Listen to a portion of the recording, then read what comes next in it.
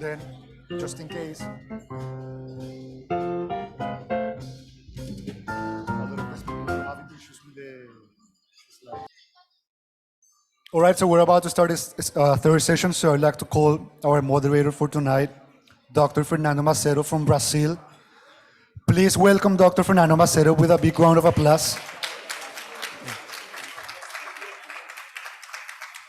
So we're gonna have third and fourth sessions without any break. So please be patient. If there's coffee outside, if you wanna drink, just be quiet. And then welcome to Dr. Fernando Macedo. Okay, hello. They told me to introduce myself. So I am a Brazilian dermatologist, and I have been working with lasers and aesthetic medicine for 25 years. I had a fellow in Hospital Saint Louis in Paris in 1998. Some people were being born at that time. And I love what I do. And Exosomes is something that really caught me when I saw in the first Congress in Europe and in the United States. It was something that would, make my work maybe better, and for my patients also. I live in São Paulo. I'm launching my third clinic there. I have 30 dermatologist assistants, not just dermatologists, surgeries and gynecologists working with me. And I think, since you probably know that Brazil is the second society, second market in the world, we're very excited about bringing Exosomes to Brazil, to a great dermatologic surgery society and a great market also. So I learned a lot here now, and I've been learning from Exosomes. I know some of the speakers already. So it's an honor to be here with you and to share my learnings afterwards with my colleagues in Brazil. Also, there are some other dermatologists from Brazil, and I would like to thank them to come also to Korea. So, having said that,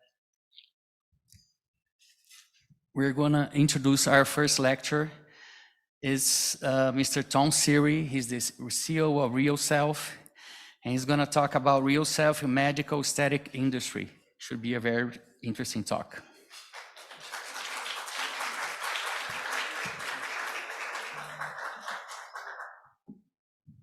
Thank you. Oh, there we go. Thank you so much. Thank you for the introduction. And I'm very accustomed to eating. I have 2 children, and when they're eating meals, they barely pay attention to me. So if you continue to clank and use your dishes, fine. I have no problem. I do appreciate being here. I'm not a physician. I've never run a practice, nor should I probably ever be running a practice. I'm an entrepreneur. And what has attracted me to this industry, I know many of the doctors in this room. I've been over 15 years focused on medical aesthetics from a digital perspective, digital marketing, is that so many of the doctors that you heard today, like Dr. Saltz and others speak to, they're entrepreneurs in themselves, and many of you are in this room, putting yourself out there, looking for a problem to solve, using your passion, your grit to really face the struggle that entrepreneurship really embodies, because that's the difference between an idea and entrepreneurship is actual execution. Included within there, of course, are the industry players that, like our hosts are, and Ethan, just incredible entrepreneurs who are willing to push the boundaries and find a product market fit against all odds. So I'm honored to be here, and I'm going to speak today to a bit of the insights that I might be able to impart from my position in the industry, from more of a looking at consumers, looking at past trends, current trends, and see where regenerative aesthetics is headed from a different angle, perhaps. One thing that was poorly vetted about me is that this is a talk I gave in Las Vegas, not too far in the past. And you can see I totally knocked out this guy. So if you feel a little sleepy, there's some people here I know are suffering some jet lag. I would not take offense. It's happened to me before, and I work on it powerfully. The platform that I built over 15 years ago was really centered around helping consumers become more confident, more educated about aesthetics. At the time, there was no Facebook really, the iPhone hadn't been invented. It was a very uncharted space and it was very murky. And my wife had said she was getting a facial and they encouraged her to get a laser treatment. And she said, I was like, oh, I didn't know you could do a laser on your face to look prettier. That's very odd, to burn your face to look prettier. But she said, yeah, and everything all they gave me was this brochure. And I don't really believe anything in it. And at the time I was working for Expedia, we had bought TripAdvisor and we were just talking about this. And TripAdvisor had really revolutionized this idea that you're not just taking what marketers say, what the hotel says about themselves, you're seeing what real humans are saying. So I applied that same thinking to medical aesthetics, and we've built a platform that's evolving to international. We have Middle Eastern presence. We're across 15 countries and many languages. And I'm very proud of our team and the spirit they have. But we're also going through a revolution, or sort of, I guess, disrupting ourselves before someone potentially will disrupt us, which is we're using AI now to figure out how we take our over 4 million Q&As that many doctors in this room have participated in, and I appreciate that, and train language models so they can be more effective at answering consumer questions. And it's a very challenging space, ChatGPT, ChatGPT-4. In medical, it's actually, and I'll just digress a moment, AI is complex in that what we've seen is the more you interact with an agent, when you're chatting, the more it hallucinates, the more information it makes up. So it's a very, if you think about your own patients, for you who are providers, doctors, they have more than one question, they have immense numbers. So that's a space that we're tackling. It's gritty, it's difficult, but it needs to happen because that's something we'll talk about, the trends. One of the things that Ethan challenged me with is regenerative aesthetics a thing? What do we see? At the center of anti-aging medicine with aesthetics, what can we glean from my perspective? So it's an exciting space because I do think there's some very favorable trends.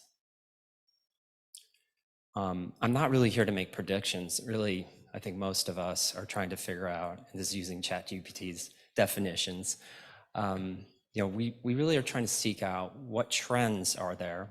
And as they say in many things, including investment, the trend is your friend. You want the trend behind you, or you want to attach yourself to moments where things are changing favorably.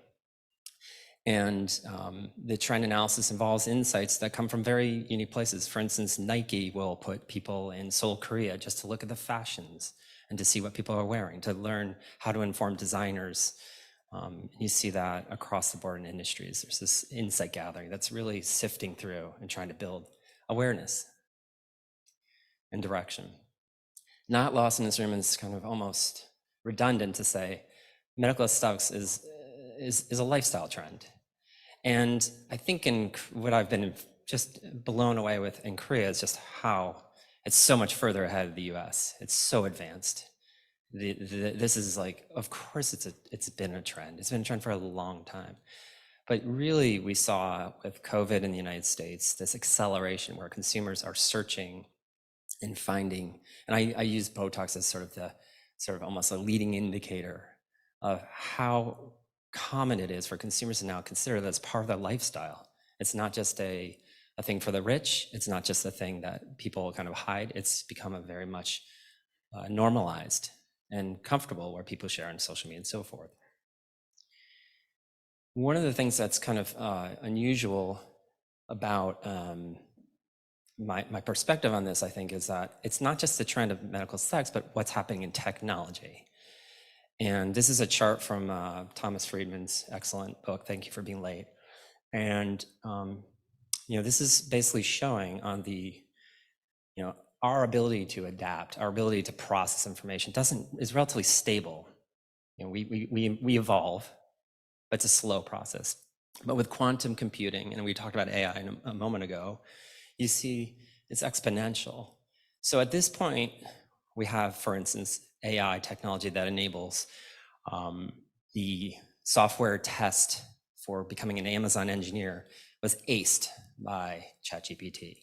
Aced, 100% right, all the answers. Now there's some flaws and so forth, but the point is what science, what technology is going to enable is a tremendous, there's gonna be some challenges. There's gonna be some very difficult societal challenges we are just on the cusp of. That's including disruption of entire fields where jobs will be lost and replaced by bots and other technology driven solutions. But what it does do, it should free a lot of us from the toil, from the difficulties that many of us have with everyday things like booking a restaurant. Very simple things to more complex, like finding compounds, your next compound in drug discovery. What we see in US consumers, and I don't think this is different for many places in the world, is it particularly a pronounced demand, not just desire, but demand for greater convenience. They're willing to sacrifice other things as long as things become more convenient. In America, I typically do a little thing where I ask the audience how long, we use Uber quite a bit for cabs. I'm like, how long are you willing to wait? And the typical answer is about 4 minutes. And I always say that's insane, but that's your patient, that's your customer, that is the generation, that's how we see things now. They deliver to us, they should happen instantly. And these are trends that do play out in medical aesthetics and to regenerative aesthetics as well. I'll share that in a moment. What we see from our perspective, when I started my business, things were a little simpler. You could map out the journey, the consumer, customer, patient journey, where, oh, here's what they do. And it's sort of somewhat linear. It wasn't that hard to be a good marketer in the early days of the internet, as well as in aesthetics, if you wanted to sort of become more successful through digital marketing. But what we've seen is, and this isn't just medical aesthetics, it's hyper complex. If you go to a marketing conference, they just spend the entire time talking about how this is impossible to figure out, how consumers make these decisions. And when you ask your patients, where did you hear about us? And it just could be like 40 different things. How did you hear about Exosomes? I don't know. It just came up in a conversation. I saw it on digital. I said, it's hyper fragmented, which just means it's more and more challenging for us to actually know which node we spend time on. Where do we make it? Where is the most influential places? Where can we have impact and how do we affect it? But this is how we all operate, not just your patients, not just industry. Where we see it playing out in our data is that consumers have, particularly these new wave of mainstream consumers. And again, you're aware of this, but I think the rest of the world is sort of slower to catch up, is that they are extraordinarily focused on how do I get results conveniently delivered so I can go in no downtime. This whole Zoom boom where you can hide behind a camera is over now. And so what's next is convenience, going back to convenience, simplicity, results. Actually, we see in our own data, the second largest topic on our platform last month was Morpheus 8. And I have no relationship with the company, but it's just an indicator of just how big that interest is. And it's not about Morpheus 8. It's about what they think it delivers, the benefit that consumers are seeking. Our own editorial staff has been looking closer at Exosomes, and they share a lot of what you've heard today from their editorial, sort of sifting through, talking to beauty industry people, and have said there is something here because Exosomes play that role and could be a very important part to delivering what that consumer now demands. Simplicity, back to work, results, simple, making, and gosh, I'm gonna have to go to, in Barcelona and get my hair work done because I like the results I saw. Dr. Gold, I'll talk to you later about that though. But again, we see it as something that's interesting and what could be next in the industry, which is something that's really exciting, particularly for this room. But this is my last slide. Sorry, I've got 30 seconds. But what stands in the way? And this is more of me putting it on you, saying education. You can't do enough educating. the lectures you heard today and we'll hear this evening, the insights that you have. Consumers don't just want to hear, at least from what I've seen, now it could be different in Korea, they don't just want to hear what that brochure says. They want to read the papers. They want science. They want to learn. But look at the gaps you see in what US and UK consumers have about technologies that you've all taken probably for granted that, of course, they've heard of IPO. IPO's been around forever. So there's a tremendous opportunity to play a role in this and helping the consumer get educated, help them understand what these new technologies do for them and deliver what they ultimately want, which is that convenience factor and knowledge that they're making wise decisions and they're really going to achieve their confident self. So with that, I'll say thank you so much, and I really appreciate it. And if you want to reach out to me, please do.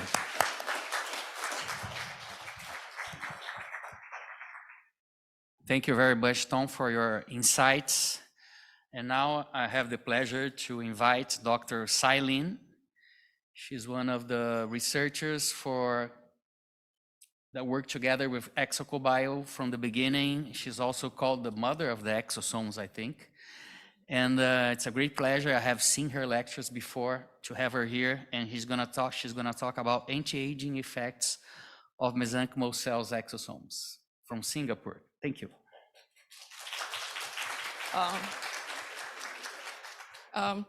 Thank you very much. First, I'd like to thank ExoCobio and CEO Cho for this kind invitation to be here.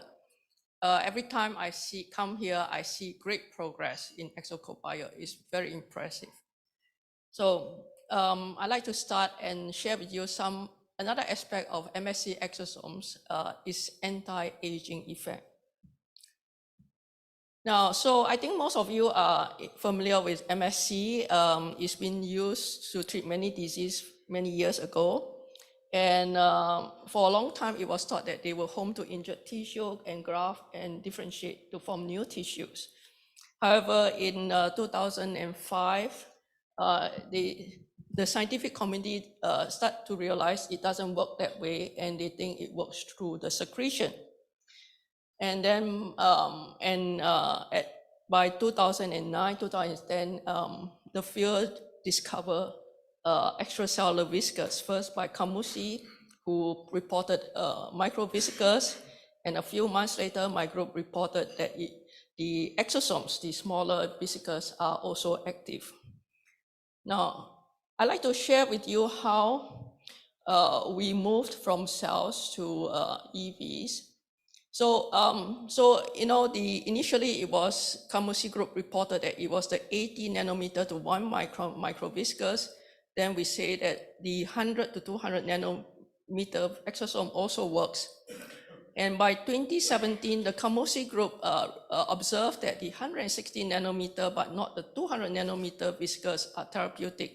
So right now, the general consensus is that the therapeutic MSC EVs are between 50 to 200 nanometer. So I'd like to share with you how I got into the field. So we were playing with human ES cells, and we got MSC, and we found that this MSC could produce conditioned media that is therapeutically active, and it could reduce the influx size of animal models by about 50%. But the conditioned media of HEK cells do not. Furthermore, we found that the active agent in this conditioned media reside in the less than 200 nanometer range, that is less than 1,000 kilodalton. And then we subsequently isolated exosomes, which could do the same thing as MSC itself. And we also, in about 2011, not that we observe, most of us are aware that MSC are very heterogeneous, they have a finite lifespan, and that introduced a lot of variability in the manufacturing process. So we decided then to clone the cells, immortalize it, clone it, so that we have identical cells for infinite production of MSC exosomes. And with this immortalization, of course, there were concerns that it could be tumorigenic or produce exosomes that are tumor promoting, and we've shown that it does not. And then Using these exosomes, we found that it could be efficacious in many diseases. We and various collaborative groups around the world show that it's effective in more than 10 different diseases. And last year, we carried out a phase 1 clinical trial on these exosomes for topical application to treat psoriasis. Now, from 2010, when Kamusi and I published the first paper on MSC EVs, there's been an exponential increase in publication on stem cell EVs. Last year, there was a paper that surveyed the stem cell EV research around the world. As you can see, the powerhouse are US and China. They dominate the R&D in every parameters you can think of, except one. That is the average citation per paper. In this case, Singapore was number 1. We have more citation. We have twice as many citation as the US and 3 times that of China. And I like to think that my postdoc and I had something to do with that.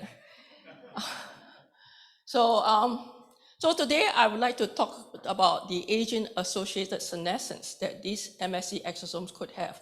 So it has a lot of implication in anti-aging. Now this work was done and published 2 years ago. It was done mainly by Paul Robbins, who led this study. So he uses the mouse model of progeria. For those who are not familiar, progeria is a disease of premature aging. So most kids die in their teens. Now, so one of the first experiments that Paul did was to inject MSC into these progeria mice. And then what he observed was that at 60 days, 90% of the mice were dead, untreated mice were dead. But 90% of those that were given the young MSC were still alive. Then he injected these animals with MSC EVs. And what he observed is that by 60 days, 100% of the untreated mice were dead. 60% of those treated animals were still alive. So as you know, in aging, right, most of the time, it's now thought that the aging process is caused by the accumulation of senescent cells. And this accumulation causes a lot of age-related disease. So a lot of the anti-senescence therapy or anti-aging therapy target these senescent cells. So a lot of drugs are being developed to remove the senescent cells called senolytics, or to change the phenotype of the senescent cells called xenomorphics. So the question that Paul asked was, does these EVs change the senescent cells? So he put the EVs on these cells, and he looks at one of the characteristics of senescent cells. So senescent cells has many characteristics. The easiest one to measure is the beta-gal activity. So he looks at beta-gal activity, and he shows that the EVs can reduce the number of senescent cells that is senolytic. However, then he ran into a bit of a technical problem. So because they couldn't produce enough MSC exosome for their study, so he decided to collaborate with me to use the exosome from our immortalized cell. So when he take these MSC exosomes, he used it to treat his mice. And then he looked for aging symptoms. Can he reduce the aging symptoms in these mice? And what he observed is that after treatment with this MSC, he can see a significant reduction in aging symptoms in these mice. Then, so he can show that these immortalized MSC exosomes reduce aging symptoms in the progeria mice.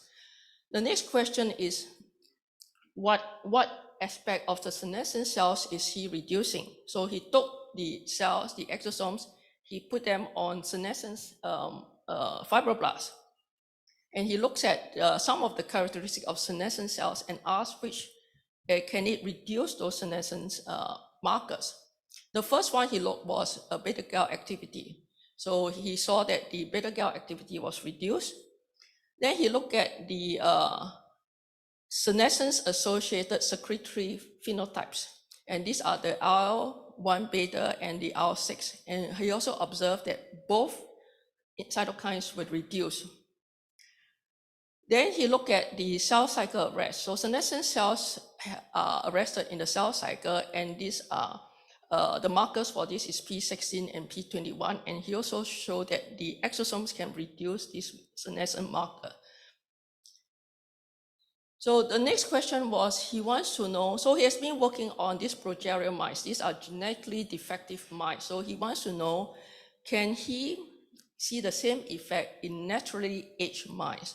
So he take 2-year-old wild type mice, which is very old, and then he inject them with the EVs. And after he inject them on day 0 and day 7 and on day 10, he sacrificed them. He removed their liver, the kidney, liver, lung, and brain, and he looks for senescence marker. So, so these are the senescence markers. So the first one he looked at was a cell cycle arrest. So you can see that in the kidney, liver, the P16 was reduced, but not in the lung and the brain. And in the lung and brain, the P21 was reduced.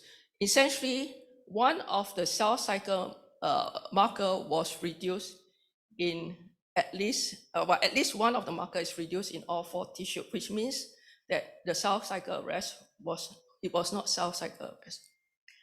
Now, the next one he looked at was the senescence-associated secretory phenotype. And what he observed was that in all the tissues, except for the lung, the IL-6 and the IL-1 beta and IL-6 was significantly reduced. The IL-6 in the lung was not. And this is a lot more important because it's generally thought that the this secretory phenotype is the driver of the disease phenotype. So decreasing it will reduce the disease phenotype. So I hope this is something informative. I'll conclude now.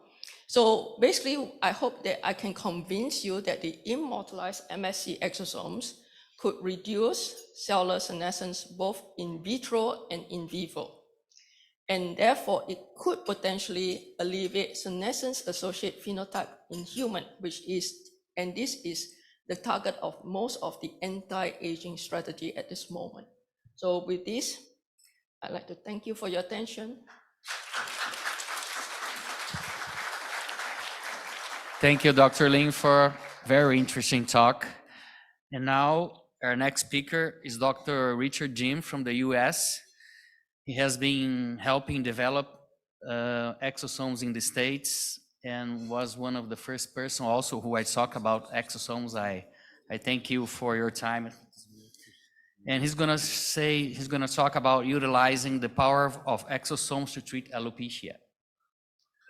All right, well, thank you very much. And thank you, Byung Cho and Ethan Min, for giving me this opportunity to speak in front of you. I just want to talk a little bit today about how I've used exosomes in my practice in treating alopecia, some very practical approaches, also elucidate a little bit about PRP and how well that's worked, but also show you a comparison of exosomes from platelets and exosomes from adipose-derived mesenchymal stem cells, and showing you some fundamental differences.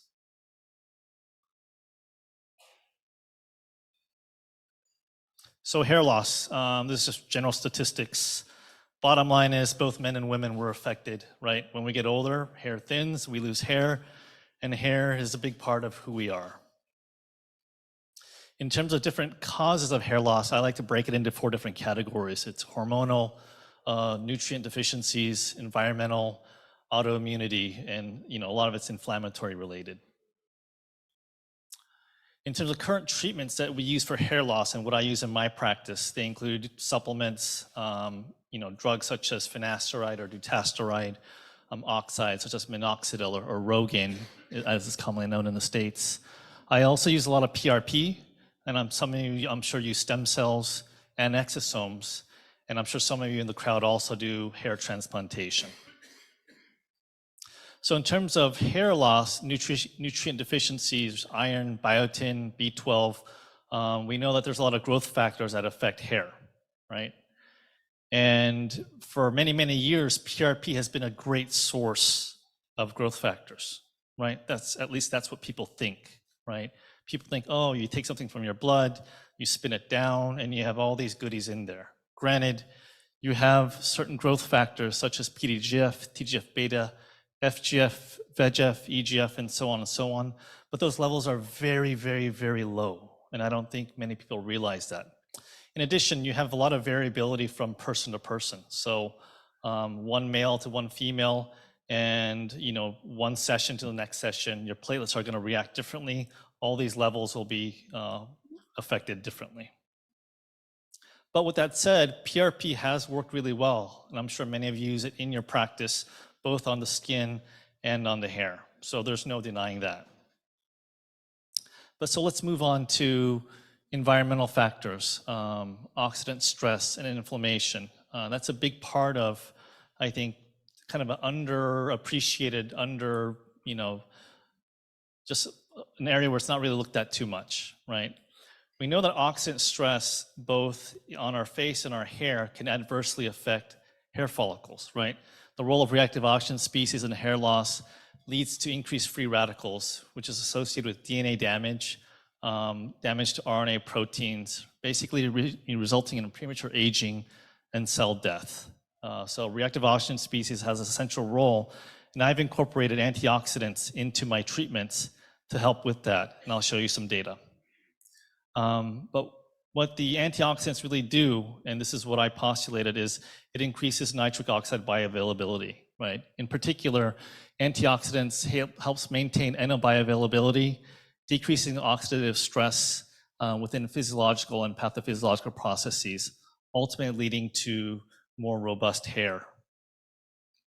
This here is just some primary data. I think the most important data, most relevant, is the graphs on the left. It's cell proliferation data of dermal papillae cells, where we treated them with different conditions. We had just standard growth media, media plus growth factors, namely EGF and FGF, and then thirdly, media plus growth factors was EGF and FGF, as well as antioxidants, which include glutathione and L-arginine. We're able to see at normoxia, you kind of see a nice dose response in terms of increasing cell proliferation. But when you subject these DP cells to hypoxia, which is at the bottom left, you see a markedly increase or a markedly difference in the cells that are treated both with the growth factors as well as the antioxidants. Moving on to other areas such as inflammation, right? So what I really want to transition and change gears to is, PRP has worked really well. With exosomes coming onto the scene, people are using it for everything. People are using it for skin, people are using it for hair, et cetera, et cetera. But I really want to know, what are the fundamental differences that are causing these results that we're seeing? In terms of hair growth, how exosomes work, right? We know they have certain growth factors, IGF, KGF, HGF, et cetera, and they have several microRNA that play important roles in hair growth. Different sources of exosomes, but in particular, what we're going to talk about today are the adipose-derived mesenchymal stem cells. So this is from my lab, which is a third-party, independently run, aside from ExcoBio. I just wanted to see the results for myself. Looking at these three growth factors, VEGF, HGF, and FGF2, this is just relative absorbance. In blue are adipose-derived exosomes from adipose-derived mesenchymal stem cells, and in orange are platelets, right? You saw that third or fourth slide where I showed the growth factors that are involved in that exosomes from PRP, right? There was PDGF, VEGF, FGF, but you see here when we're looking at, we're trying to quantitate levels of that, right? We can't even pick anything up in terms of relative absorbance when we're using or we're running our ELISAs. So we can see here in terms of these three growth factors in particular, VEGF, HGF, and FGF2, you have higher levels of growth factors compared to exosomes that are derived from platelets. Now, we talked a lot about in previous talks about the inflammatory response and the anti-inflammatory properties of exosomes, right? So here, what I wanted to do is I wanted to look at a whole slew of inflammatory markers, and looking again at exosomes from adipose-derived mesenchymal stem cells in blue, and then looking at exosomes from platelets. I think with the exception of IL-6, you see higher levels of inflammatory markers, 2, 5, 15, TNF-alpha, TNF-beta, in exosomes derived from platelets as compared to exosomes derived from adipose-derived mesenchymal stem cells. So in a nutshell, you could say, and you can conclude that exosomes from adipose-derived mesenchymal stem cells, they have a lot more growth factors, and they have intrinsic anti-inflammatory properties.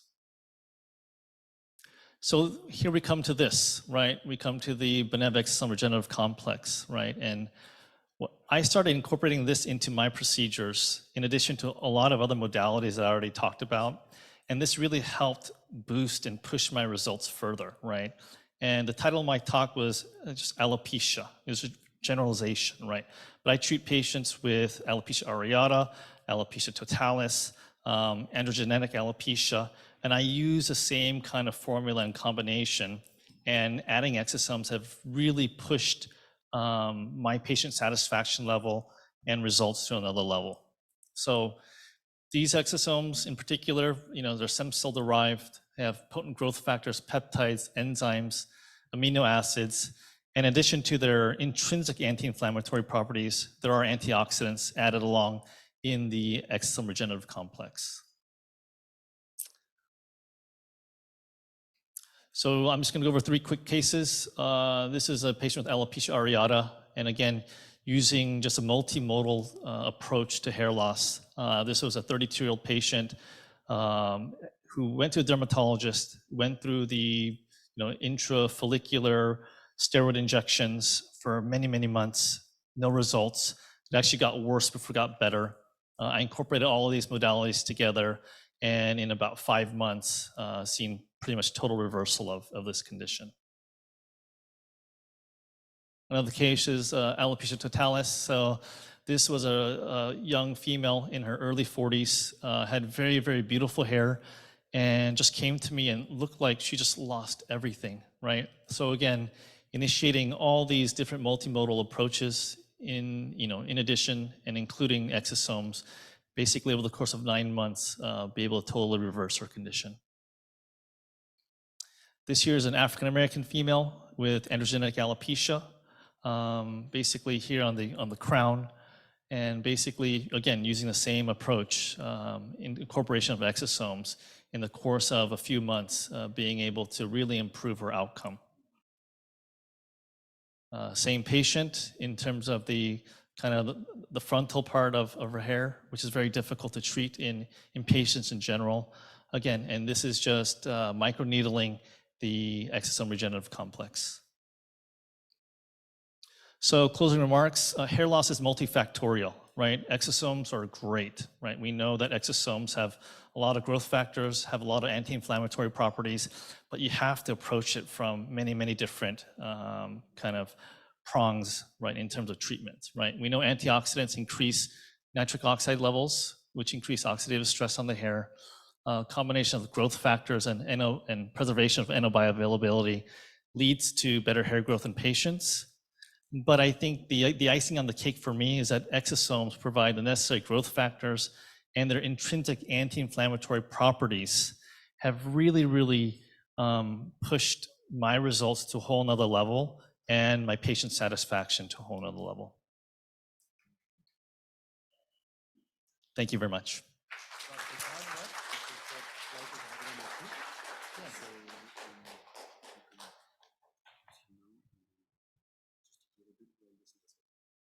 Oh, okay. Okay, thank you, Jim, for your talk. And now we're going to have about Dr. Todd Schlesinger from the US. He's going to talk about extracellular vesicles in aesthetics. Is it fact or fiction? Fact or fiction, thank you very much. And thank you for hosting us and for everybody for being here. So I'm Dr. Schlesinger, Todd Schlesinger. I'm a dermatologist in USA. And these are some of the devices I have in my practice. I'm going to take you through a little bit of a rapid fire through some of the science of exosomes, sort of facts or fiction. We'll talk about exosomes today, among extracellular vesicles, you can see the size. These are the ones we'll talk about today. You can see the size of these and how they get taken up into cells. So the green are exosomes that are very near a nucleus and the cytoplasm of a cell. So they are taken up an exosome into cells. You can see what size they are in the upper left-hand corner, focusing around 100 nanometers. So they diffuse, exosomes diffuse through tissues. They find their target, they have a function, and they're able to affect changes in the skin. When you think about stem cells and exosomes, you think about very differently that exosomes go through tissue, they can be stored, they can be transported easily, as ExcoBio has figured out how to do for us, versus stem cells, which are living cells, and they're a little bit harder to use and have limited therapeutic potential. Tons of research going on. You can see it's exponentially increasing around the world.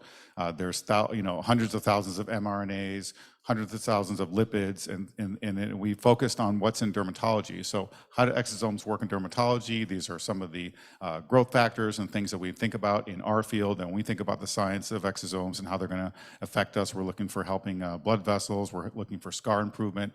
So cells uptake exosomes, as you saw. These are some of the ways in which some of the science behind how that's done. Multiple different mechanisms of action are there.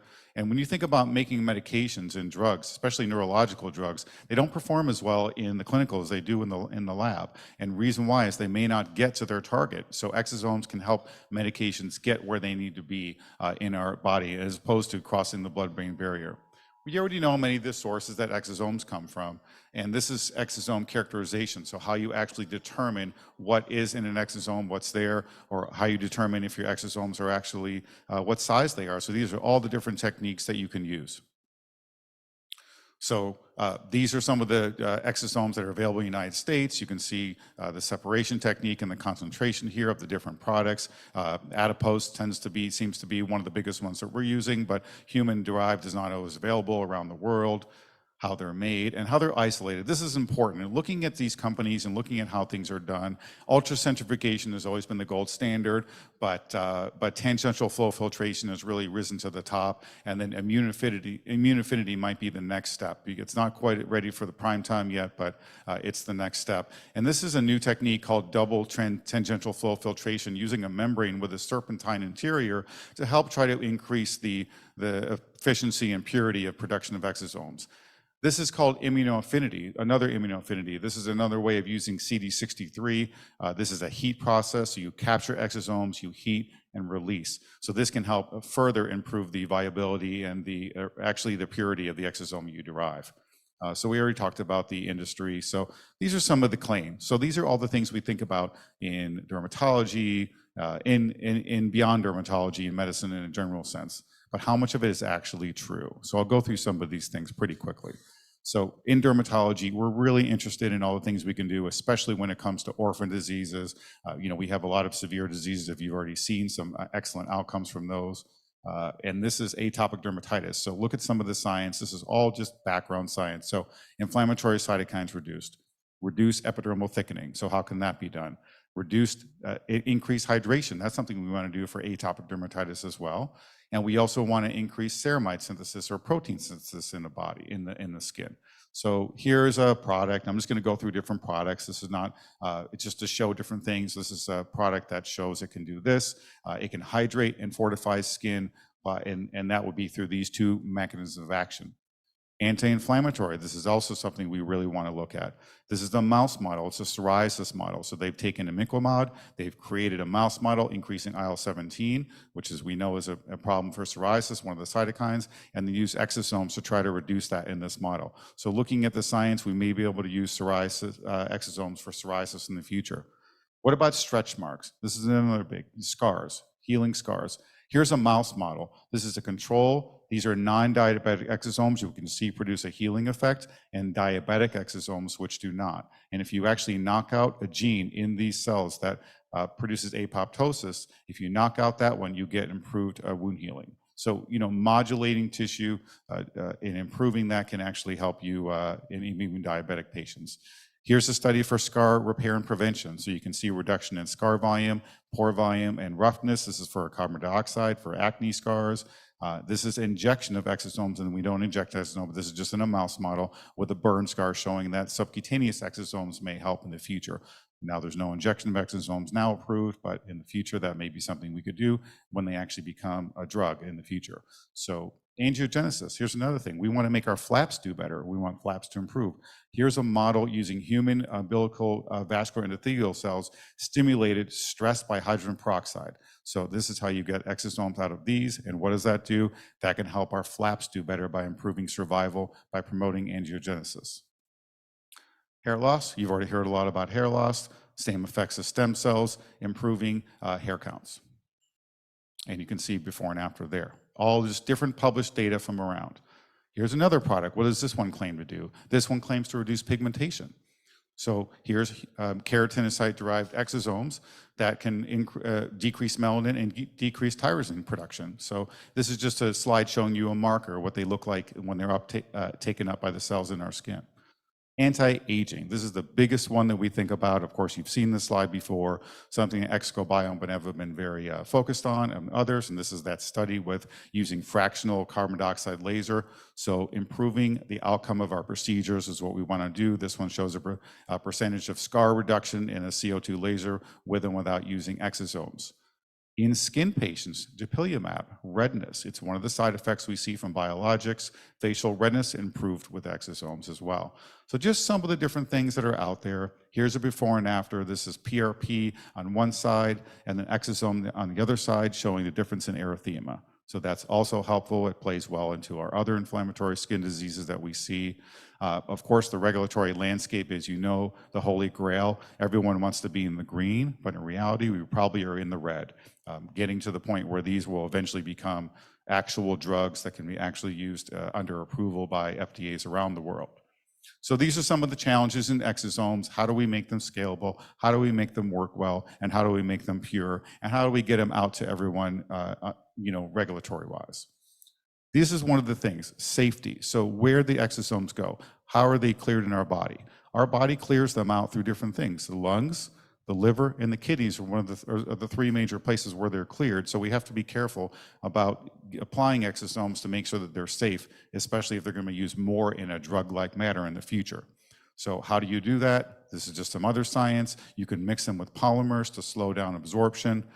You can incorporate them after gelation in a polymer, or you could do both. You can do both together. So these are just different things that can be done that when it's in the future, maybe it's 5, maybe it's 10 years, when exosomes become more of like a drug, more used for targeted delivery for skin disease or other diseases, that we can actually see that work in a more healthy manner.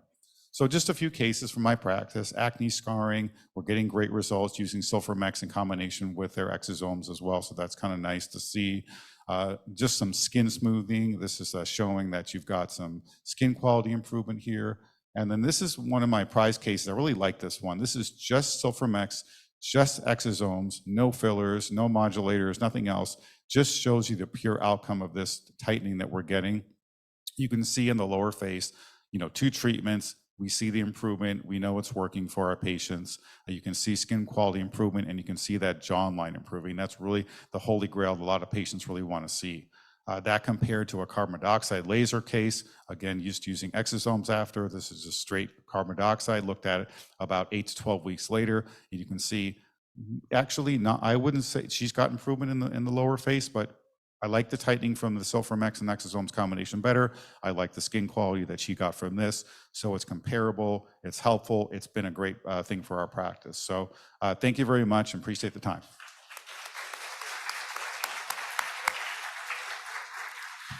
Thank you very much, Dr. Todd. And now we're going to have Dr. Suparu from Thailand, which I just know here in our dinner. And he's going to talk about a multiverse of applications in dermatology. Welcome, Dr. Suparu. Good evening, everyone. It's really my honor to be here. The dermatologist from Bangkok, Thailand. I will try to focus on the clinical application and clinical study of the multiverse application of the exosome. First, about acne scar, you can see that this is on my forearm. I try to use the exosome and also the control gel. We can see that exosome help reduction the downtime very fast. We can observe that since the 3 hours. So how that's supported by the first randomized clinical trial of the exosome and fractional carbon dioxide laser in the treatment of acne scar that show that better efficacy and shorten post-treatment downtimes after fractional carbon dioxide laser. And how about the other treatment of acne scar? Fractional picosecond laser, fractional microneedle RF. So this case, day 1 and day 7 after fractional picosecond laser with the high fluent. This is the control with moisturizer, with ceramide, and the others was treated with exosome. You can see the significant improvement difference. So from day 1, the patient can see the significant difference. This is without exosome, and this session with exosome. You can see the patient downtime short from 7 into 1 or 2 days. This is day 1, day 3, day 1, day 3 with exosome. You can see the shorter the downtime. Also, I perform the split lesion. This side, I use the fractional picosecond laser first, and you apply the control moisturizer. And this side, I use the exosome. You also can see the shorter downtimes. And how about the efficacy? This is just 1 or 2 cases of mine. So long-term study are required, but the patient feel that significantly decrease the downtime and also show the better efficacy. But we need larger study. And how about we not only for the skin booster, we have the polynucleotide intradermal injection. So split face to see that this receive picosecond laser with exosome topical application. The other side was treated with picosecond laser and polynucleotide intradermal injection. The downtimes almost just not significantly different, but the patient they feel that he had previously treated with the picosecond laser before, but this time he feel that the downtime are significantly reducing. However, for the topical exosome application, he feel no pain from the injection like the polynucleotide size. This is the day 1, day 3 on the topical exosome, and the other side with the polynucleotide intradermal injection. I think the downtime almost the same. And the others treatment with the fractional microneedle RF, I use quite high frequency. For nasal scar treatment, I perform the same. This time, a topical exosome application, and the other sides will fractional microneedle RF, and then topical intradermal polynucleotide injection. They saw that the shorter downtimes also. Fractional microneedle RF less have the downtime than fractional picosecond laser, but this also shorter downtimes. So you can see that topical exosome, shorter downtimes like the polynucleotide injection, and also no pain from the injection like the polynucleotide. And when the patient and I also absorb that the more of the exosome application times, the more skin quality improvement. You can see this is no exosome. This one first session, second and third session. So this is the same power. So the patient downtime significantly decreasing, and also the patient's skin quality show significant improvement. This is the daytime post picosecond laser. On the third session of exosome in combination with post picosecond laser, skin almost improve like the no downtime at all. So how about the other type of scar? Hypertrophic scar and keloid. I added the exosome into the standard treatment, topical picosecond laser, fractional laser, topical steroid, and add the exosome. They are show more benefit add on to the traditional treatment, especially the itching. The patient feel that significantly itching. This is the hypertrophic burn scar. Previously treated with standard treatment with the laser.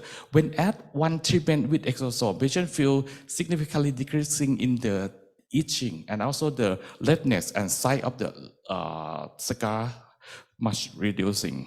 And this is a 2 session of the laser and in combination with topical exosome and topical steroid with no injection. You can see the improvement. So that could explain, but by the molecular study, we can show exosome have the effect on first state on the wound healing and also the scar formation. So I think the early application of exosome could help the patient a lot. How about the others? Atrophic scar. This is the pox scar. This is only 3 sessions with the subcision, laser, and also exosome. The patient feel very impressed with the result. And this is a surgical scar revision. So the laser and in combination with the exosome and subcision, almost they say that when they apply only minor makeup, they cannot see. The stretch mark also, only 1 session with laser and exosome. This is 2 sessions. So from my practice, the thing that I found interesting is about exosome and hair loss. It's quite impressive. In the case with currently on the treatment with oral medication, fractional laser or PRP, when I got the exosome and apply first, second, and third session, the patient feel improved in the hair thickness and hair density, even the patient with previously medical treatment. So the other case with the no previous treatment, I combine with the micro needling and topical exosome. So this is only 2 sessions. And the interesting thing, as all the speaker mentioned, is about the effect on the gray hair. The patient feel that they have to go to have the hair coloring. If every one month, something like that, this is 2 months already. So I think they need more study. The other techniques that I use, the fractional picosecond laser in combination with the exosome. The benefit of the fractional picosecond laser, there is almost no pain, no downtime, like fractional CO2 or microneedling. This frontal area also show the improvement. This is for 3 sessions, no other medication. So the other thing is, even for the case with previous hair transplantation and autologous hair tissue micrografting and on oral medication, fractional laser, PRP, or low-level therapy, when you add exosome treatment as the topical after you use the laser, they still have the improvement. So I think it's quite interesting. They're supported by 2 clinical trials. This is use the microneedling with exosome for 12 consecutive weeks, so increase the thickness and density. This is I'm looking for the result, but this is just the abstract. So that microneedling with ASCE exosome show the improvement. How about the pigmentation disorder? So it's quite, I have to say that it's quite difficult for me. We need many treatments, sun protection, something like that, laser, but some cases show the improvement. But for me, as we in Thailand, the strong sun, something like that, so the result maybe equivalent. But there are studies that show that in the treatment of melasma, the stem cell derived exosome in combination with non-ablative fractional laser, microneedling, or plasma device can also achieve the good result. And the other study also combination with the human adipocyte derived stem cell exosome in combination with the microneedling can help improving the facial skin aging. This is a study. I feel that exosome is not for the aesthetic only. It's for the skin disease also. In this case, severe recalcitrant seborrheic dermatitis. He previously needs some of short course of oral steroid, pimacrolimus or topical steroid, recurrent. And at this time, I use the ASE exosome with the electroporation, not needle. The symptom of itching and redness of the patient significantly decreased during the first 2 or 3 days. And later, I give him the maintenance treatment with the Exobalm, and this is the 3-month follow-up. He don't have any symptom, and skin quality significantly improved. The other difficult to treat skin diseases is the lichen amyloidosis, refractory case.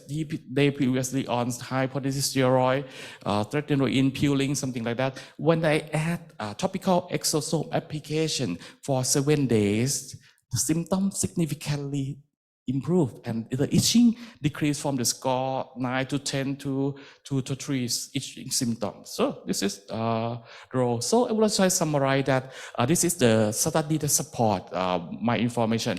Dexamethasone, they improve the efficacy and shorten the post-treatment downtime, fractional CO2, maybe PICO, fractional mechanical thermomechanical ablation, and improve the downtime. There is maybe the topical application improve the downtime comparable to polynucleotide intranormal injection. For the hypertrophic scar, atrophic, and stria, they improve. They can use in combination with the laser like this, or and also standard medications such as topical triamcinolone acetonide 5-FU, or used as monotherapy. The other interesting is about the AGA. They have the efficacy even in the previous case with hair transplant, autologous hair tissue micrografting, PRP, fractional laser. They may, I think they have the efficacy on the gray hair reversion. Can use as the mono or combination with the laser and treatment. There are many techniques that are published in the journal. Also benefit on the skin aging, melasma, and for the recalcitrant, difficult to treat seborrheic dermatitis. And for my interest, I think lichen sclerosis may have the role. So, final slide, I would like to conclude that multiple efficacy of the exosome application, both in aesthetic and medical dermatology. However, we need more study. As I reviewed, this is only 4 clinical study of the exosome currently. We need more basic and also clinical study to verify the efficacy and also the safety of the exosome for the clinical application. Thank you. 감사합니다. Thank you very much, Dr. Suparu, for your experience. And now we're going to call our last speaker in this session, Dr. Lidia Madziuska. She's from Poland, and she's going to show her experience about treating scar treatments, skin atrophy treatments.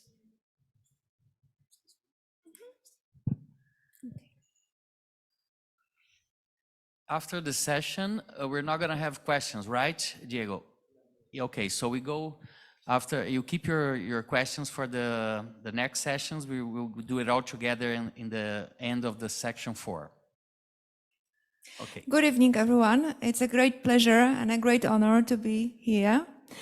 Before I will talk about the case that was my case that was awarded, I would like to say a few words about plant-derived exosomes or extracellular vesicles as the product I use in my practice. This is ASC Plus, Exocobios product, which is based on rose stem cells exosomes. So as you probably noticed in the recent years, the number of publications on plant-derived extracellular vesicles is constantly growing, but it's still hundreds compared to thousands that we have on animal-derived exosomes. So when you go to the clinical trials, registered clinical trials, you will see that there are not so many registered trials, the ones that explore plant-derived exosomes. Researchers usually work using ginger, grape. These are products that have been known in traditional medicines for ages for the anti-inflammatory, antioxidant, and antibacterial properties. But one of the main challenges in this kind of trials is a good quality product, GMP, great product. So this is a challenge that we are facing. This is an example of such research. The researchers here plan to use grape seed exosomes in curing or treating oral mucositis, which is associated with chemoradiation treatment of head and neck cancer. Another interesting publication, this is on animal model though, but I'm showing this because, results are quite impressive. And this is the trial where the researchers used ginger-derived exosomes or extracellular vesicles, and they were able to abolish severe pneumonia, which developed in the course of SARS-CoV-2 infection. So the result was really very satisfying. Well, actually, ginger has been used in the number of studies, and again on animal models. Its efficacy was proven in, for example, chronic or acute colitis or IBD. So the results here are promising too. And then rose. Rose, again, in traditional medicine has been known for ages for its anti-inflammatory effect. It's been widely used in cosmetics, mainly due to its skin brightening and skin tightening effect. And it's been also used in numerous indications, as you can see here. It contains, in cosmetics was important, it contains flavonoids, phenolic acids, and other phenolic compounds. So its efficacy in cosmetics has been known for a long time. This is an example of a publication where it was shown that rose petal extract had anti-inflammatory effect on the skin that was exposed to UV radiation via, this effect was achieved via reduction of MAPK signaling pathways. So also very promising results. The main challenge that was also mentioned before by other speakers regarding exosomes is quality of the products, its purity and certain standardization. And as it comes to the plant-derived exosomes, this is even more difficult compared to the animal ones. So this is data that we have from Exoco manufacturer of AC+, and it shows rose stem cells exosomes, so nano-tracking analysis showing size of the size distribution of exosomes, and also confirming that the membranous vesicles, and as you can see, the size and shape resembles that we know to ASC exosomes. And again, cellular uptake of rose exosomes in human dermal fibroblasts, we can see that they would promote migration and proliferation of the fibroblasts, thus increasing production of the collagen. Melanin content, well, we know rose for the skin brightening effect, and it was shown here that the rose stem cells exosomes could reduce melanin content in the cell. But this is the most exciting thing about exosomes, isn't it? microRNAs. I think that still a lot of things to be researched, and it's a peak of iceberg, as Dr. Gold said, but as you can see here, regarding our the product that I use, 27 types of microRNAs match with human microRNAs. 6 of them are responsible for migration and proliferation of the cells. So with plant microRNAs, it's difficult because little more than 400 were described, but still we know that pre-microRNA sequences have not been, are not available or incomplete for most plant species. So a lot of research have to be done to identify them.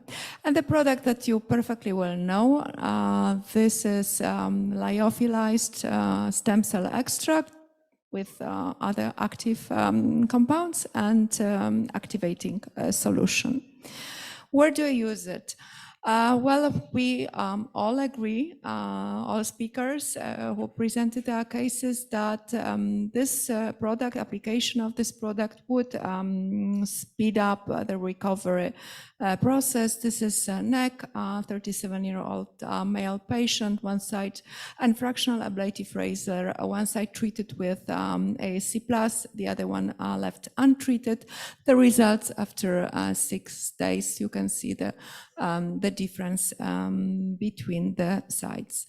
And going to the case that I was going to show, scar treatment and skin atrophy treatment, well, we all remember the healing process, wound healing process. So please turn your attention to this inflammation stage with the release of the cytokines.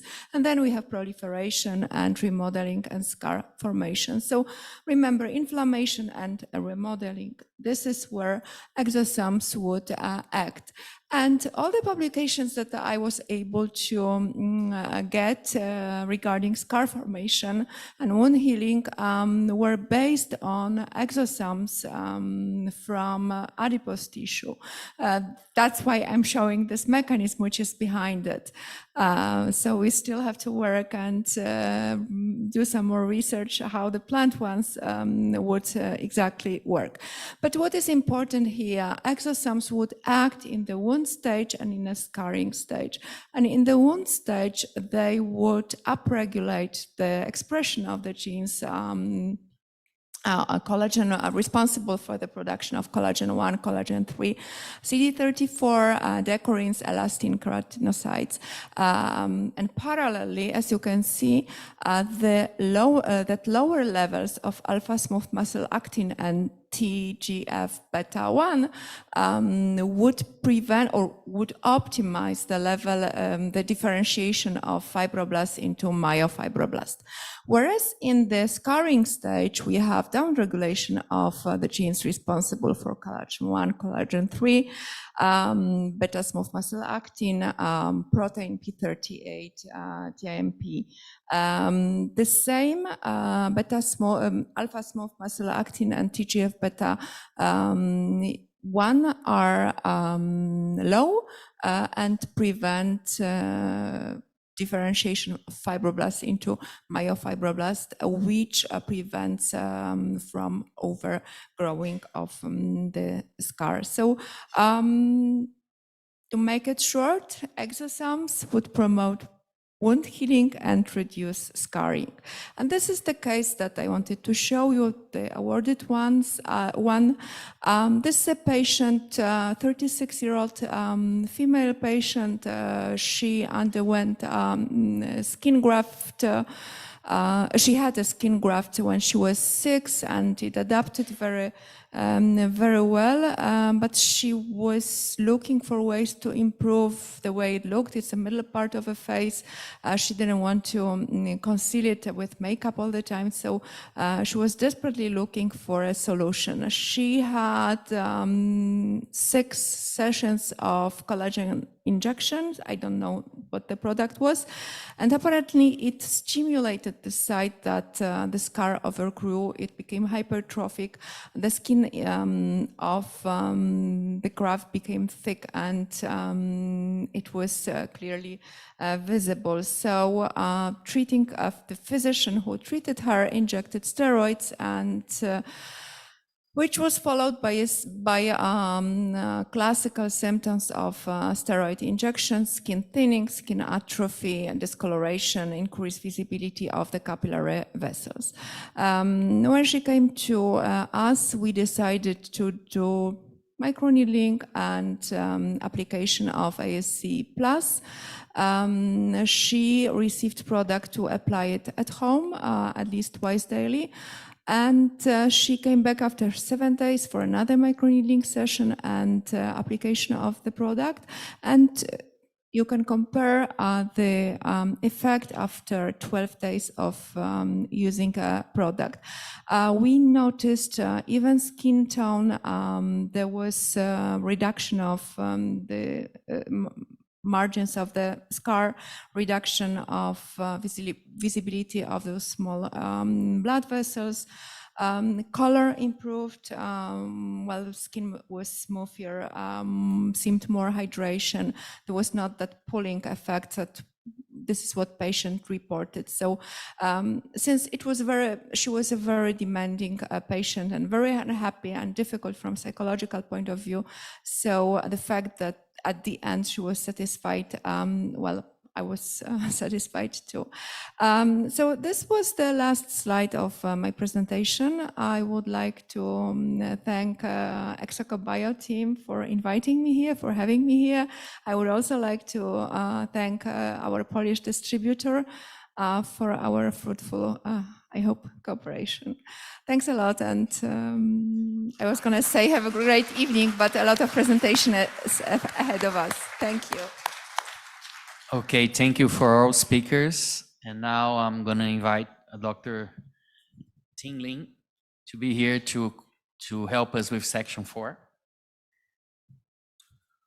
All right. All right. So as Dr. Lim Ding Song gets into the podium, we're going to have the next case, Dr. Suramis Estrada Blanco. She's actually from Spain, but she couldn't be here tonight, unfortunately. So we're going to play the video. This is a very special case because it's one of the first ones with our new product, IRLB, for the female intimate rejuvenation. So let's take a look, and then we will start with the speakers here in the room.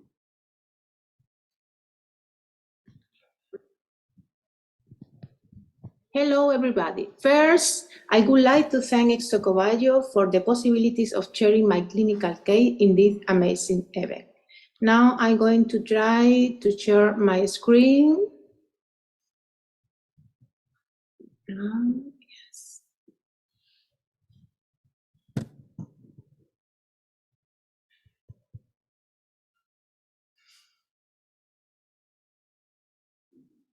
Well, my clinical case is about exosomes, of course, exosomes new solution in female genitalia regeneration.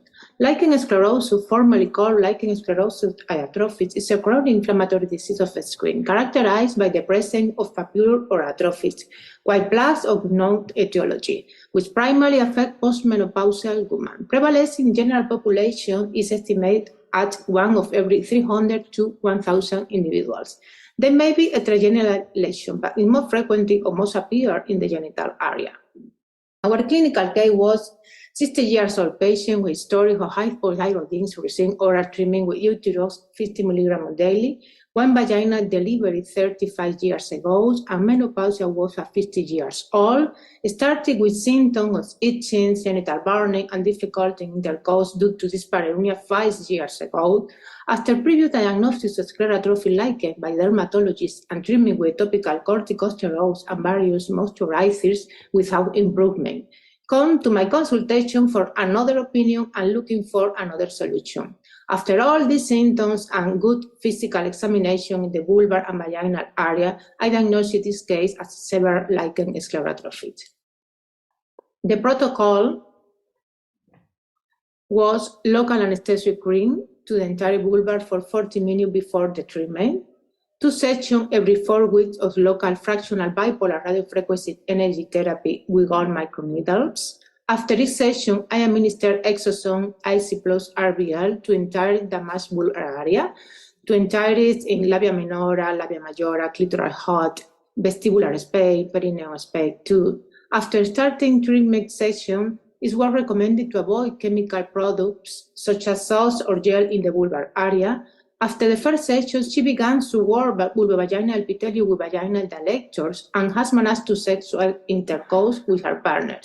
The patient currently reports improving her itching and stinging symptoms, and the most important for me was no adverse effects or complications were recorded at the end of the treatment in this clinical case. This is the pics of the picture before the treatment. Looks here in the vulvar area, the white plaques. Look here, the abrasion here in the near to urethral space. Look the signs here in the vestibular, the sign of the vestibular craurosis. This is the picture after the treatment. Look to improve all the lesion in the vulvar area. And this is the same picture before and after treatment. The conclusion in this clinical case was the inflammatory dermatosis of the vulva constitutes a frequent reason for consultation in our medical practice. And it's very important to the degree of injury and correct diagnosis before the therapies. The exosome AC plus IBR applied after local analgesics in the tissue seems to be a good regenerative therapy in this pathology. Clinical follow-up of this patient should be carried out in the long term in order to achieve remission of the lesion, control the disease, and avoid future complications. Thank you very much. Thank you for the opportunity. Well, thank you, Dr. Suramis, for such insightful sort of sharing. So we'll continue on with Dr. Ajang Yasnani from Canada to share with us the decreasing laser recovery using exosomes, please.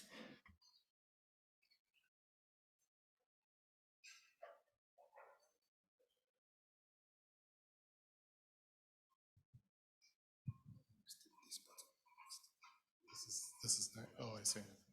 Okay. Well, thank you very much. And I'd like to thank ExcoBio, Benev, as well as our Canadian partners, Excite Tech, for inviting me to come speak today. My name's Arjang Yazdani. I'm a plastic surgeon from Canada. Sorry. Oh, okay. Is this better? Okay. My name's Arjang Yazdani. I'm a plastic surgeon from Canada.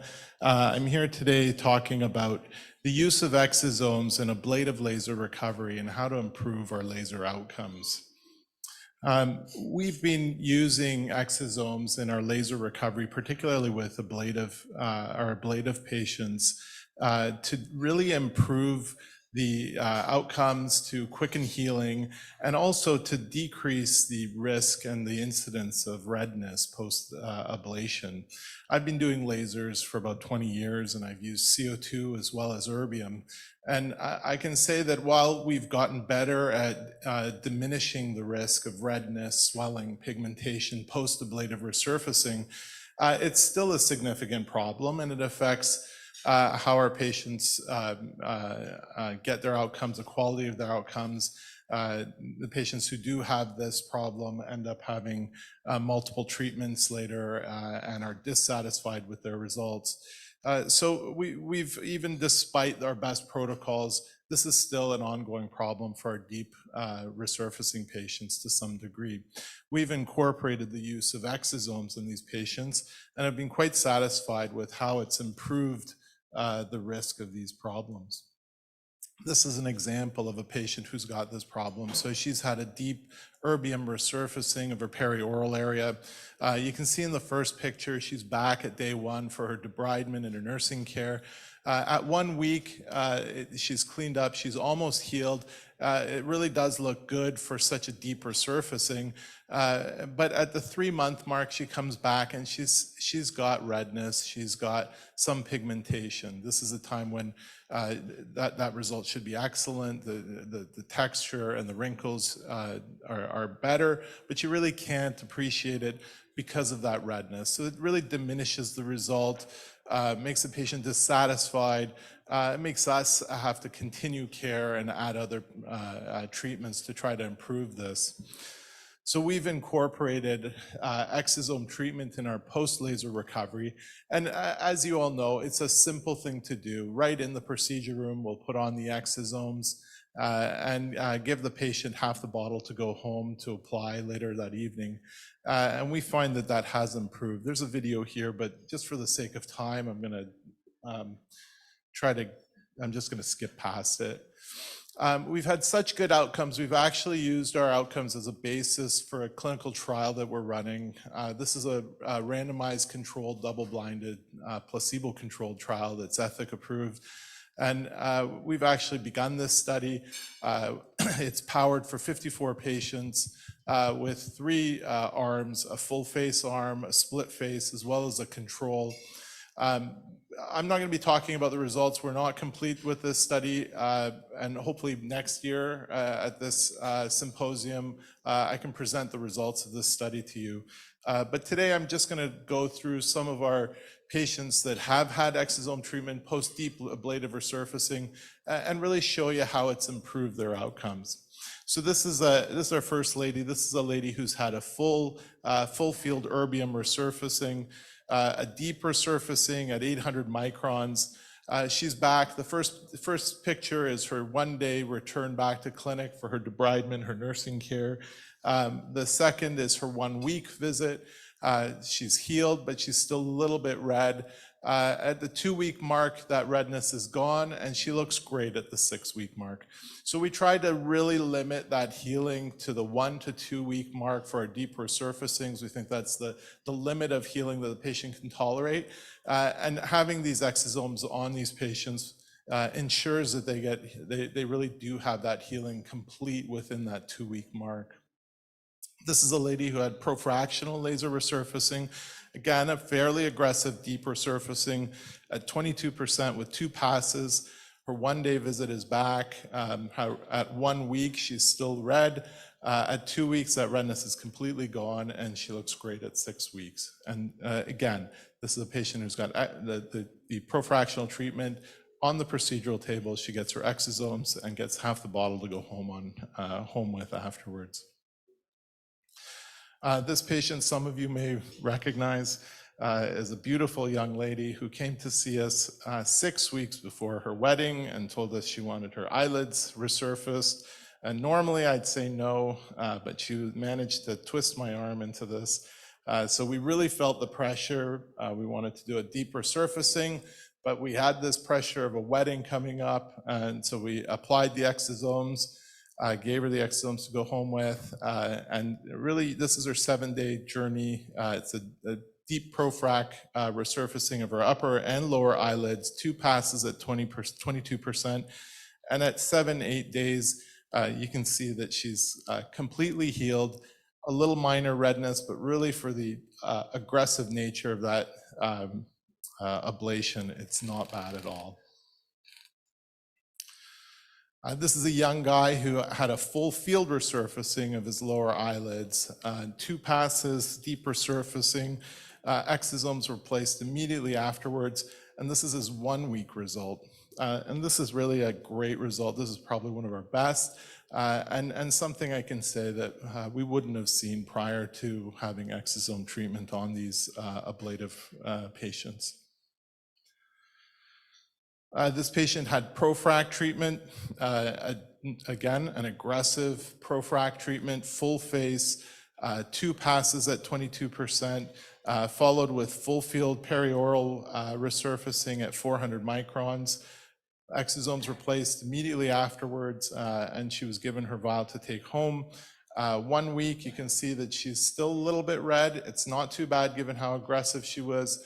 At the 2-week mark, she's healed, and at 6 weeks, she really looks great.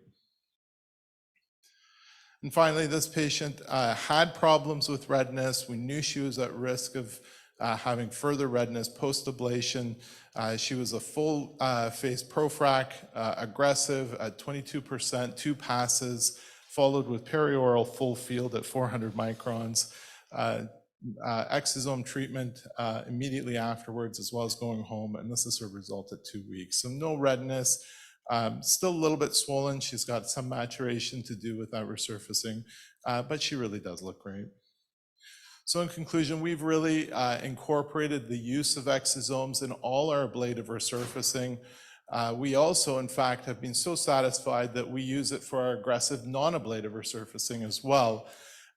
We find the exosomes can help laser recovery, decreasing redness, and in some cases also decreasing that potential hyperpigmentation. It gives the patient better results. It gives us more confidence to give aggressive settings, and that's the big thing. If we know that we can shave off a couple days of their healing time, as well as decrease that risk of redness, it lets us be more aggressive with our settings, and we get better results, and patients are happier. And finally, I think there is a role to expand the use to other energy devices outside of the ablative lasers, and we're starting to do that. So thank you very much. Well, thank you very much, Dr. Ajang. And because of time, we'll move on to the next speaker, which is Dr. Jennifer Levine from the United States, which she will talk about using exosome for skin. Please.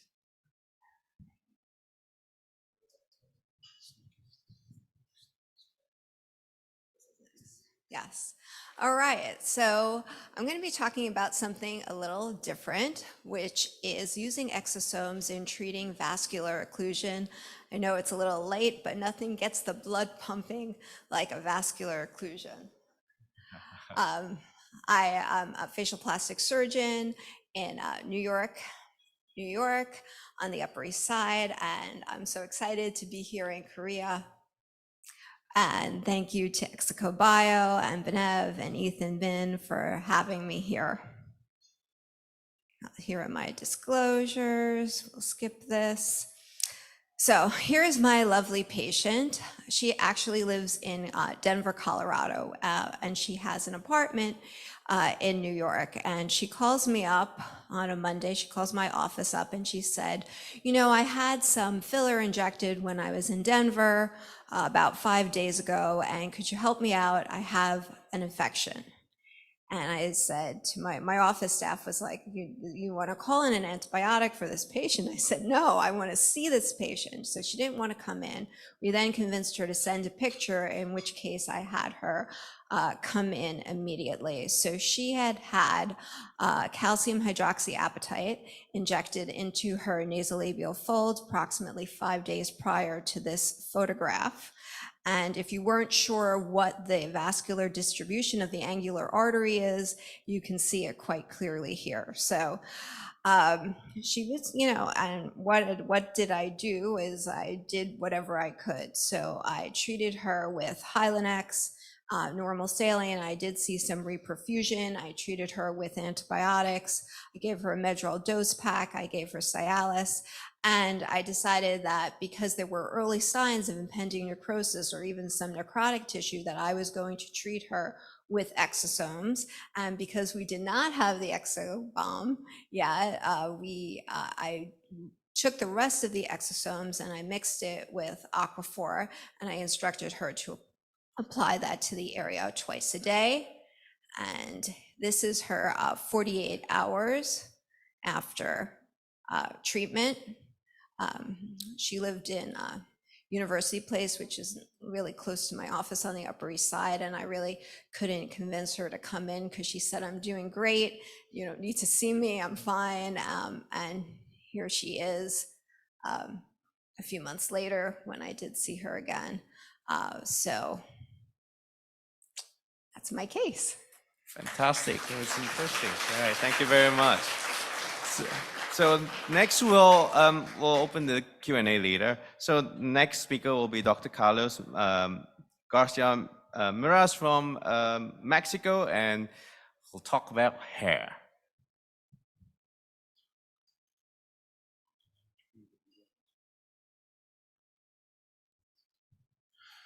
Okay, good evening, everyone. Buenas noches a todos in Mexican Spanish. I'm excited to be here tonight, sharing my experience with exosomes developed by Exocobayo with the treatment for androgenetic alopecia. Let's dive into the case of a 37-year-old patient with androgenetic alopecia grade 5 of Hamilton-Norwood. He had been struggling with hair thinning in the interparietal region for 5 years, affecting his appearance and well-being. Seeking help, he came to our clinic, and he doesn't have previous treatments and a family history of alopecia. In the physical examination, revealed frontoparietal region, miniaturized in both apex, vertex, and interparietal region, and addition size of seborrhea. We notice with the dermatoscope a follicular capacity of 1 to 3 hairs per follicle, but thankfully no other scalp issues. Now, let's get into the treatment process. First, we clean the patient's scalp with sodium hypochlorite, and next, we diluted the exosome solution and extracted 2.5 milliliters while adjusting microneedling device to a depth of 25 millimeters and 90 revolutions per second. Using a syringe and needle, we applied the exosomes in a linear fashion dripping along the designated areas. This was followed by microneedling up to a depth of 1 millimeter. The application was done in quadrants, targeting the apex, tricone, interparietal region, and vertex. We performed micropuncture in a circular motion until slight bleeding occurred, indicating penetration into the dermal papilla cells. The patient was then advised to let the exosomes work their magic overnight.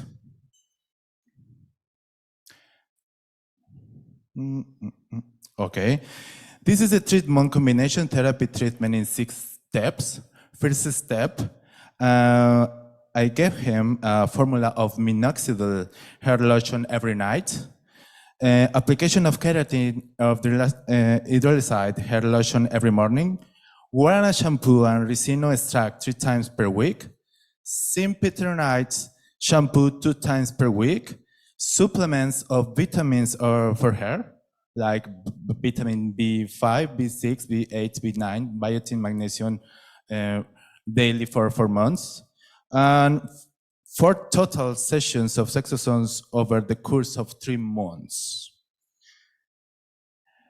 In the first follow-up, we noticed significantly reduced hair loss, and the patient mentioned seeing baby hairs beginning to grow after week 3 in the frontoparietal area. And in the month 2, we noticed hair growth and no hair loss. And remarkably, after month 3, we saw continued regrowth of hair, 90% reduction of hair loss, and 80% of hair recovery. The patient reported satisfaction with the results with no complications such as irritation, itching, erythema, or hair loss.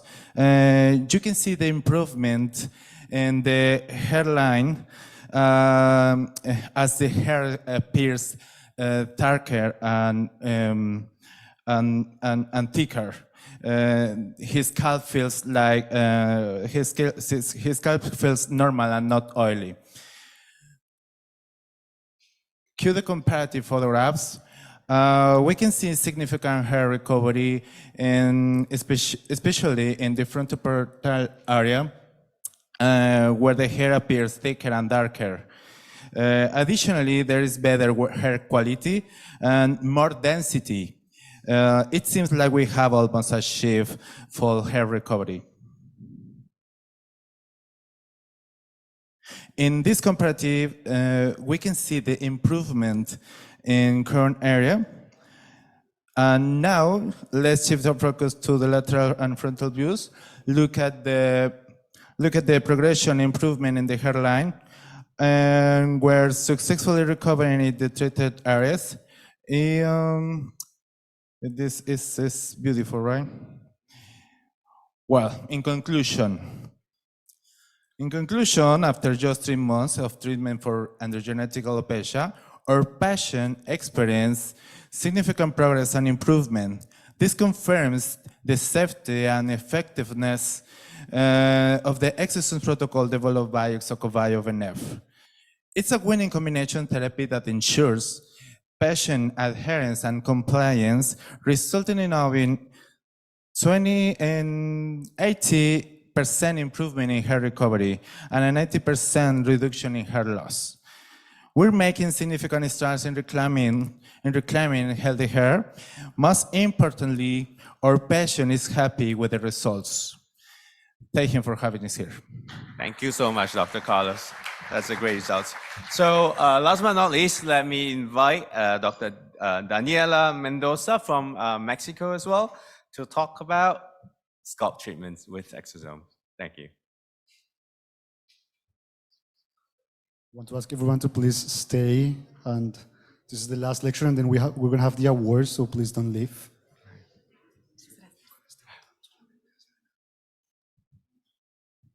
I would really like to say a very, very sincere hamsamida to everyone who is here, because I know it's late, and I hope everyone can bear with me for the last minutes.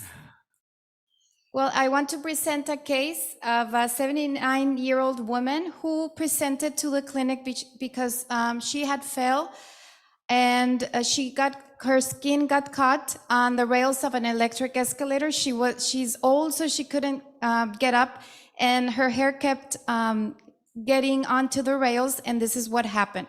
You can observe how the muscle was exposed and the bone also.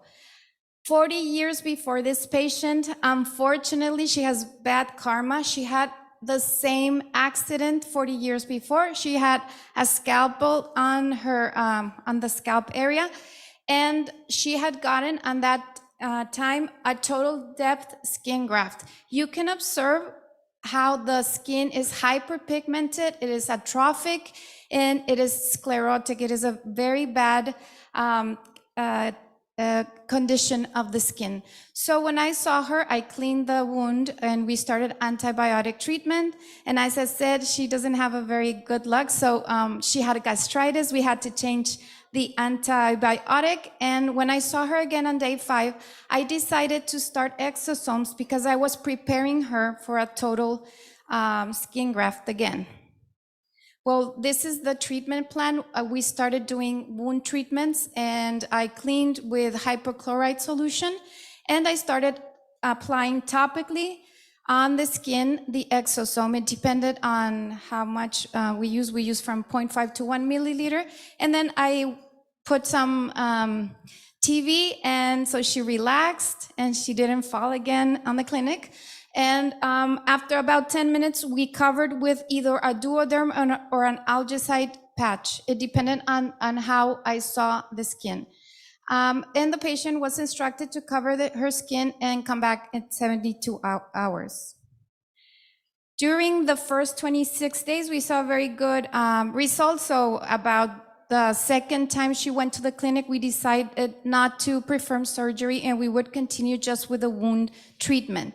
She was very desperate to go back home, and so we let her go back home, but she was not able. I didn't think about giving her the treatment so she could put it by herself in her hometown. So she went without the exosomes. This is what happened when she stopped using the exosomes. Another 24 days for the skin to heal completely. This is review of what happened in the first 24 days with exosomes, and then for the next 26 days, a little slower for another 26 days until the skin completely healed. You can observe here how the skin quality is better. It's less hypopigmented and hyperpigmented, and the quality is way better, as a lot of the lecturers today have noted. So wound healing is a very important part of the dermatologic practice. We have a lot of ways to clean wounds and to heal them, but sometimes it's not very easy on all the patients. Conventional treatments can be very expensive, or sometimes the flaps are not, or the patients are not good candidates either for flaps or for total skin grafts. I think, or we thought, our patient was not the best candidate since she has the very bad skin before. So the patient selection is very important, and it's very good to have other types of treatment which are not that costly, which are easy to perform and are not hurtful or harmful for the patients. Our patient had a complete wound closure in the total of 50 days with the Exosome Regenerative Complex. Especially in this patient, we were very happy to be able to use this because she had comorbidities and bad skin quality. We were happy we didn't need to do surgery because she had to take the escalator again when she went home. This was a painful treatment, and she was very, very happy and very content with the treatment. This is a summary of what happened, and I just want to show here how the first 24 days were they were going well, and when I stopped using the exosomes, it did heal, but it was almost the same time without the exosomes. So we know in the literature we have been using in vitro and in vivo exosomes to cure wounds, and I just want to say that this wound got better because of all the ways the exosomes work. First of all, they suppress inflammation, and then we can see how, again, there's vascular proliferation, and then that we get good healing in early and late stages of the wound healing. These are some of the mechanisms that we have already seen in some of the lectures, so I will not talk about this again. So there was an accelerated closure with the Exosome Regenerative Complex that we did not see when we stopped using it. I really want to stress this because it is not a controlled case, but it is very evident how it was going very well and very fast, and then it stopped when we did not use it. I will take into consideration what you have done that you can give the patient to take home. This case exemplifies how there are other ways to get a good result in patients, not just skin grafts. Thank you very much for your attention. And thank you so much, Dr. Dan. It's such insightful talk and also such a beautiful case. So after hearing 5 amazing cases here, We're moving on towards the panel discussions. Because of time, I think there's some of us with thousands of questions, and there are those who, after a long day, can't wait to go partying. So we only have 10 minutes for this Q&A session, and we will open to two lucky person. You have to be fastest to be in front of the mic to get that question out. Anybody? Everybody's so eager to party, I guess. So you just get in front of mic, but we only limit to two lucky person to get that question out.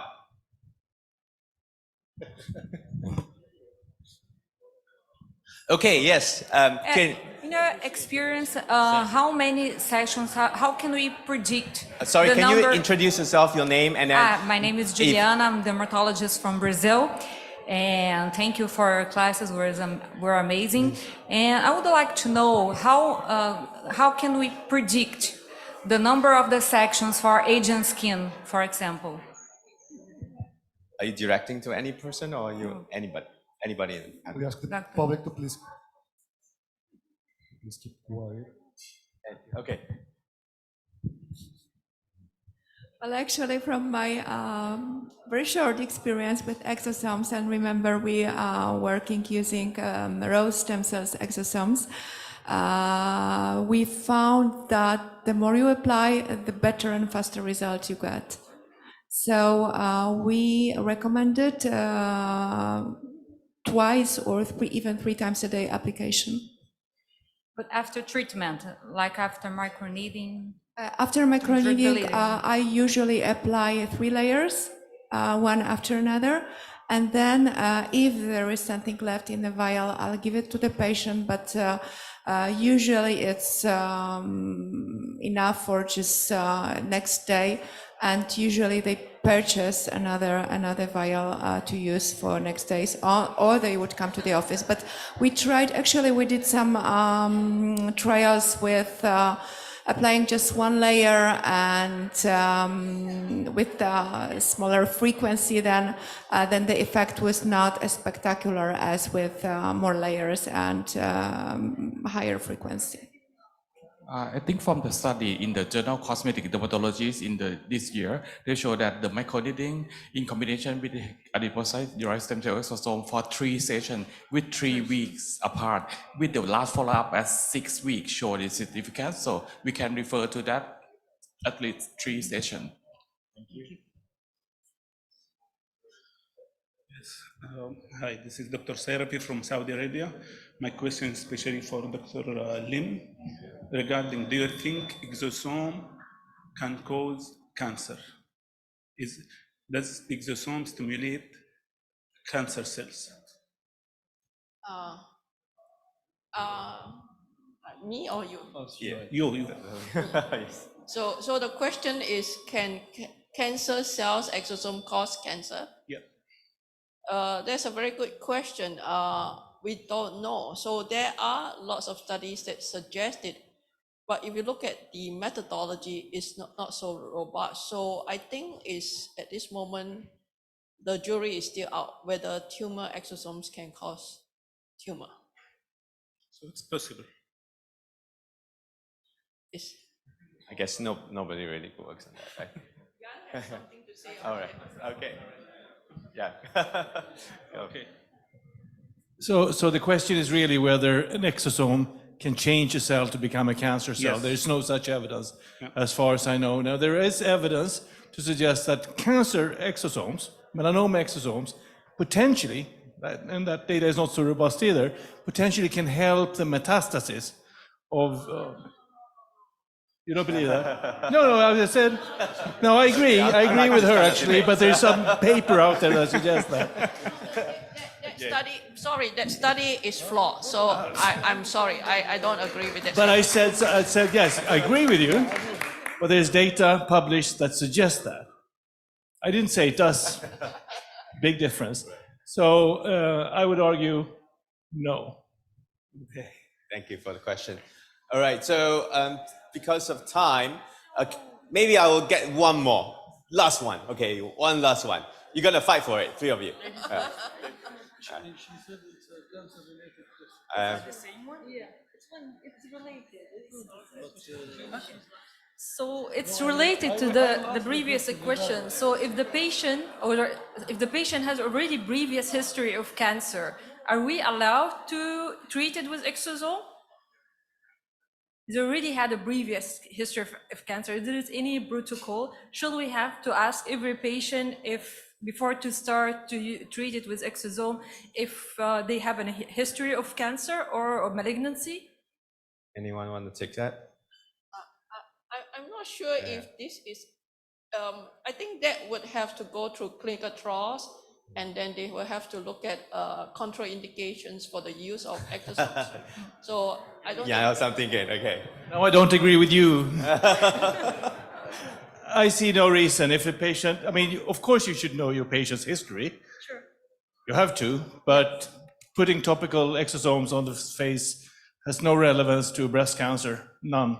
But we saw today also one case that was treated in the breast area after breast cancer with a topical exosome. Is it allowed? Because she has already the cancer in the breast. So what is allowed or not in your jurisdiction, I have no idea. I mean, I have no idea, is it but I mean, the contraindication? reason is to treat this radiation injury, right? And Yeah. that makes sense. It's radiation or scar after surgery, mastectomy, because as I remember yesterday, it was only also one case. It was treated with exosome after post-radiation, post-surgery, post-mastectomy. So is it allowed to do it? So I'll explain this a bit further. Is that okay? Yeah. Right. So to really transform a cell to become cancer, you need DNA. You need the DNA to transfer it into the cell and go into the nucleus and make the nucleus a cancer nucleus. I don't think there's any evidence that this really happens with exosomes. And with these type of exosomes, the amount of DNA is really extremely low. So the material is processed in such a way that the DNA is almost zero, at levels lower than what FDA would allow. So Thank you. So yeah, that's this kind of questions is always to do or not to do. I think in the end of the day, as physicians, you have to take to consider risk and benefit. For instance, if it's clearance, you know that the risk is so low, probably you will, but it's it's in the end your decision. So basically, I think because of time. Excuse me. Yes. Yeah, I want to ask my question. They postponed me twice. I'm not sitting. Okay. Okay. Okay. All right. So why don't this? I want everyone to hear my Okay. question. Right. Because you can always ask the question I at the came party, from but I'll Dubai to let ask you this get the question and question. go back. Okay. Go ahead. Okay. So my name is Saif. I'm the distributor in the United Arab Emirates. As in the industry, every 5 minutes a new company comes with a new exosome. So every company with a new exosome claims that they have the best source. Bone marrow is better than fat cells. Umbilical cord is better than bone marrow. Human placenta is better than X and Y. We want to have a final answer when it comes to multiple sources. Which one is the best as far as we are concerned? Skin and hair. So you want to ask the mother of exosomes? Of course. My friend. Okay. I don't think there is a good answer because it depends on the manufacturer. So a good manufacturer, even using supposedly poor quality MSC like bone marrow and then somebody has something more superior. If this guy is good in the manufacturing, he can produce better exosomes than the next person. But the question is, what is better? Actually, we don't know the answer. Surprisingly, we don't know the answer. So does 10 billion cells, 10 billion exosomes better than 1 million exosomes? Maybe, maybe not. Because if you look at the numbers, it's like currency. I just told somebody. Is $1 better than one, I don't know what, Zimbabwe Zimbabwe, $1. Both are $1, so which is better? So the particular numbers are just that. Unfortunately, we don't have an exchange rate. We don't know what is the exchange rate. So I think you will have to stick to people with good reputation, good track record. Sorry. All right, I hope that answers your question. So we're gonna end this Q&A sessions and we're gonna move on. Any more questions you can ask during the party? Okay, thank you very much. Thank you, panelists. Moving forward. Thank you everyone for staying so late. We're gonna go with the Exocobayo Award, so please deal with us 10 more minutes.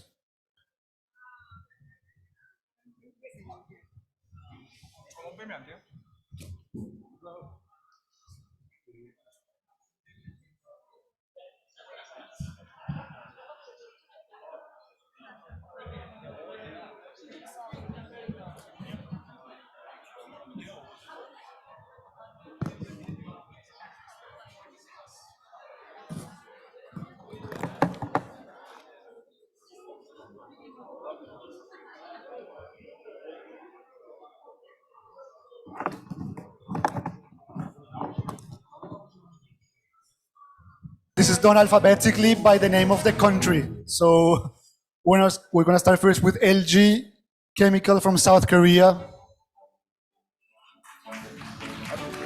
So please a big round of applause.